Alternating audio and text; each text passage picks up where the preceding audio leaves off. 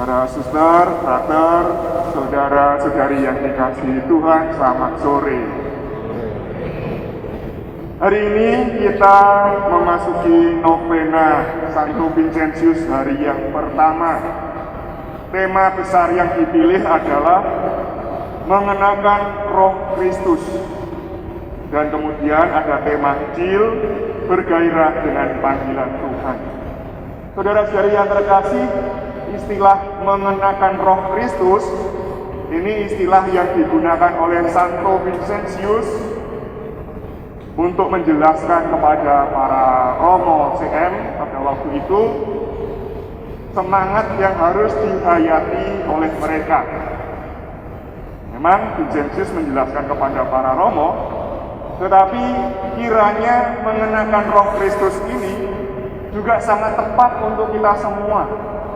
Karena memang seharusnya kita, para murid Kristus itu mengenakan Roh Kristus. Tapi istilah ini agak repot ya.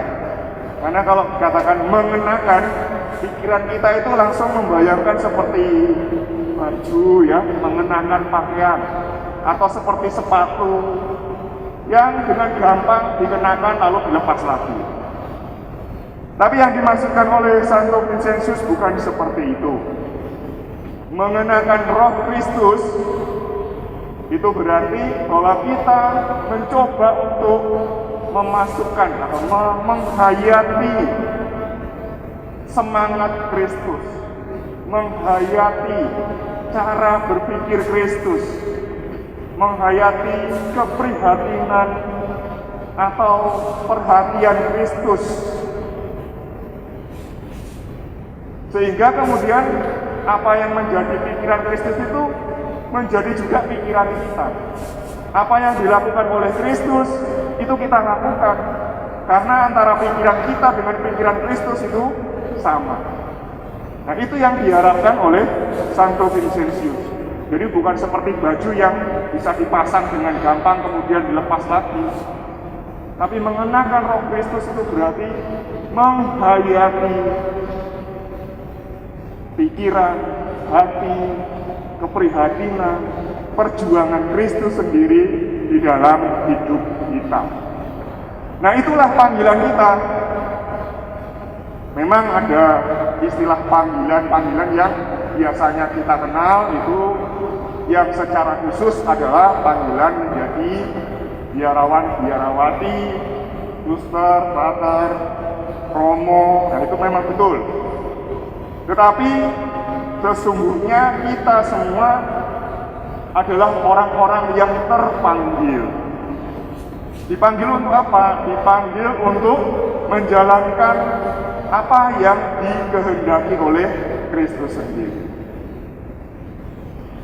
Maka itu jangan sampai kita menjadi seperti para rasul, seperti yang kita dengar tadi dalam bacaan Injil.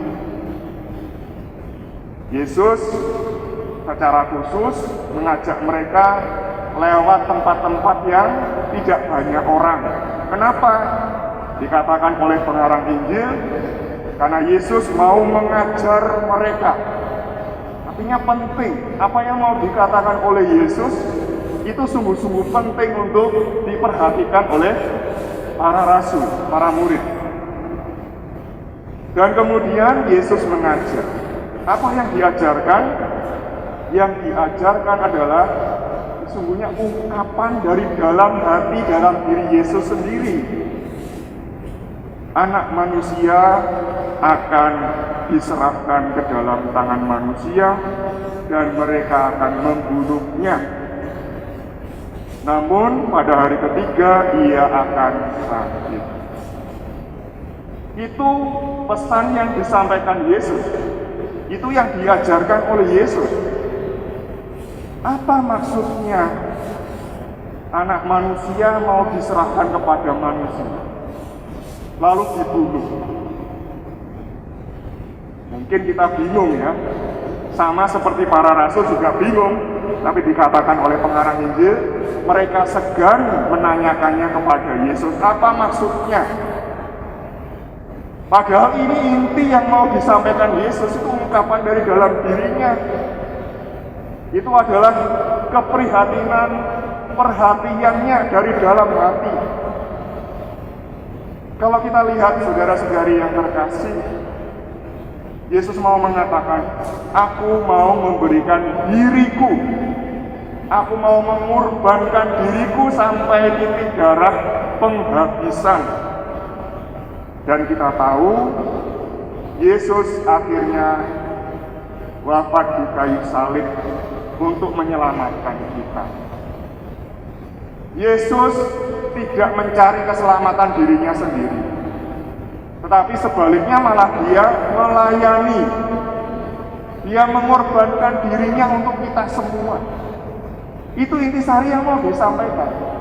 Lah, terus pertanyaannya, mengapa kok Yesus mau seperti itu? Karena dia sungguh sangat mencintai kita, manusia yang lemah ini. Nah, saudara-saudara,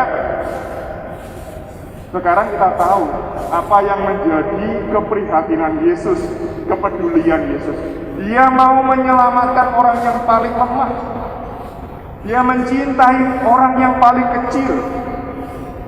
Dia mau memberi perhatian lebih kepada yang membutuhkan.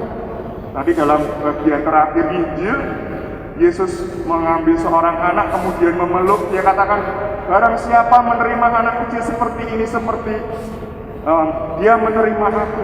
Bukan hanya aku, tapi dia menerima dia yang mengutus aku. Bukan kemudian semua anak kecil diterima, tetapi Yesus mau mengatakan, siapa yang mau menerima orang yang paling lemah, siapa yang mau melayani orang yang paling lemah, itu melayani Tuhan. Karena apa? Karena Tuhan juga sudah melayani kita manusia yang paling lemah. Dan Tuhan ingin seperti itu. Kita semua diharapkan untuk peduli kepada orang-orang yang paling lemah, paling miskin, paling menderita. Tuhan ingin kita ini rukun, saling memperhatikan, saling mencintai satu sama lain. Bukan hanya sibuk dengan diri sendiri, seperti para rasul sibuk bertengkar mereka siapa yang paling hebat, siapa yang paling terkemuka di antara 12 itu. Tapi Yesus ingin kita memberi perhatian kepada sesama kita. Jika seorang ingin menjadi yang terdahulu, hendaklah dia menjadi yang terakhir dari semuanya dan menjadi pelayan dari semuanya. Kalau ingin hebat, kita harus semakin memberi perhatian kepada sesama kita. Saudara-saudari yang terkasih, inilah yang dikehendaki Tuhan dari kita. Inilah panggilan kita untuk membagikan perhatian dan cinta. Sebab itu adalah roh Tuhan. Kalau kita ingin mengenakan roh Kristus, maka kita akan berjuang seperti Kristus. Repotnya pada saat pandemi seperti sekarang ini, tantangan itu menjadi semakin berat. Di satu sisi, kita harus menjaga kesehatan kita, menjaga keluarga kita, supaya jangan terpapar COVID ya. Kalau sudah terpapar itu repot sekali, sakit semua. Belum lagi kalau nanti ternyata tidak tahan, ya mungkin di antara kita sudah mengalami ada anggota keluarga kita yang akhirnya harus berpulang menghadap Tuhan. Tetapi di sisi lain, semakin banyak orang yang sebenarnya sungguh-sungguh membutuhkan perhatian. Orang yang terjepit hidupnya, yang bingung harus bagaimana lagi untuk bisa bertahan hidup. Yang berteriak-teriak tetapi tidak ada yang menghiraukan. Kita mendengar berita di televisi atau di koran-koran, banyak orang stres, banyak orang bunuh diri, Bahkan ada yang bunuh diri itu di-share di medsos. Ini karena situasi sekarang ini memang sangat berat.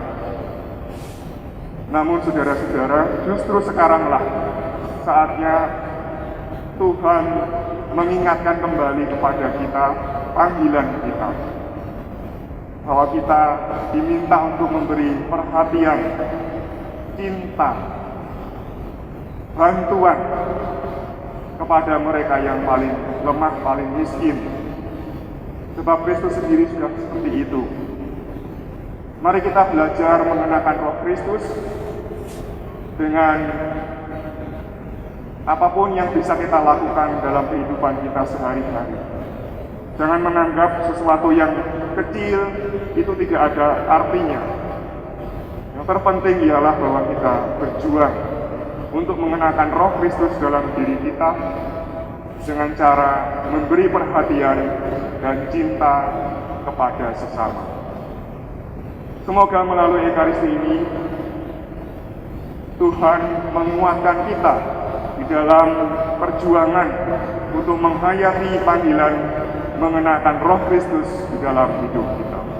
Tuhan memberkati saudara sekalian.